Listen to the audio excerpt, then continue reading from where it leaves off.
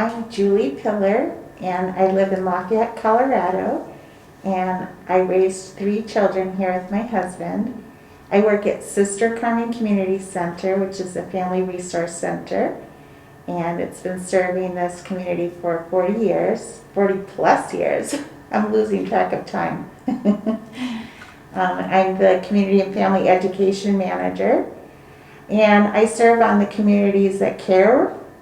Well, I would say that we have people that we're serving that they're in survival mode, they're having crises, and it's a wide range of people that have been impacted by society at large. And whether it's unemployment, underemployment, people that are being exploited and overworked but underpaid. We have people that are impacted by this system, the punitive system, whether they were formerly incarcerated or their partner was, or maybe their children were. They've been paying for legal fees because they're trying to do the best to represent their family members. So if we have it out here in the East, that I will be able to know more people that, and learn firsthand about their experiences. I know right now that in Boulder County, we do have that as an option, but it may mean traveling to another city, and transportation can sometimes, or time to get there, or, to be going outside of your community and trying to figure out how to trust that. May be a barrier for people right now. So no, I don't know anybody, unfortunately. And I know that schools have been using it, specific teachers, and why it may not be systematized. There are definitely people in my life that use restorative practices, and that is very applicable to the work I do on a daily basis and as a parent.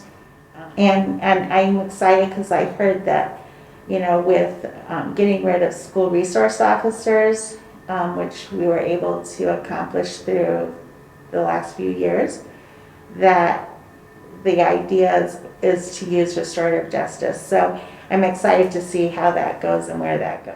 Once I had been tagged on my garage, and it was so, I wanted to know who had done it, and why me? And I wondered, did I do something that angered somebody that they wanted to tag me? I took it personally, yet I didn't really know what it could have been.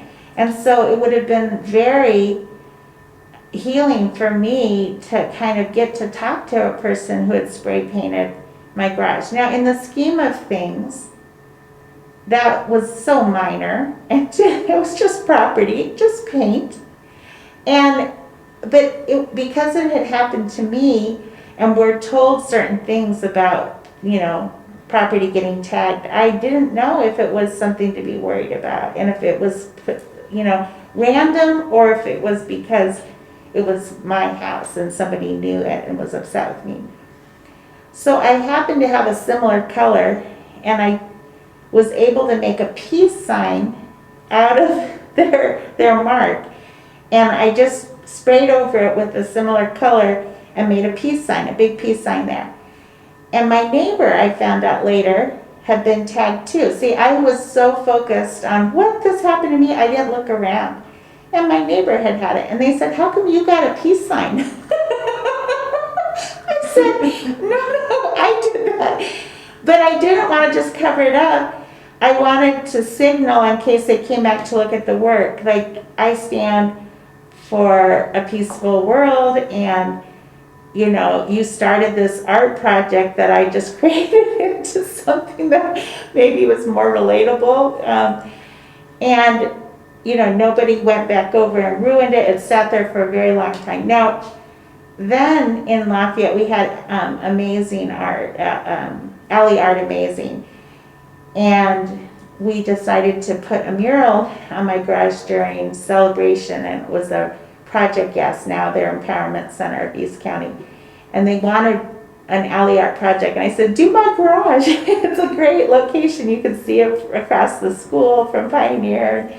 So some kids and my friend that's an artist, we put the John Lennon quote, and it had that peaceful message, but with lyrics and art, and real art, and nobody's ever touched it or tagged it, or because I think artists respect art, you know. So.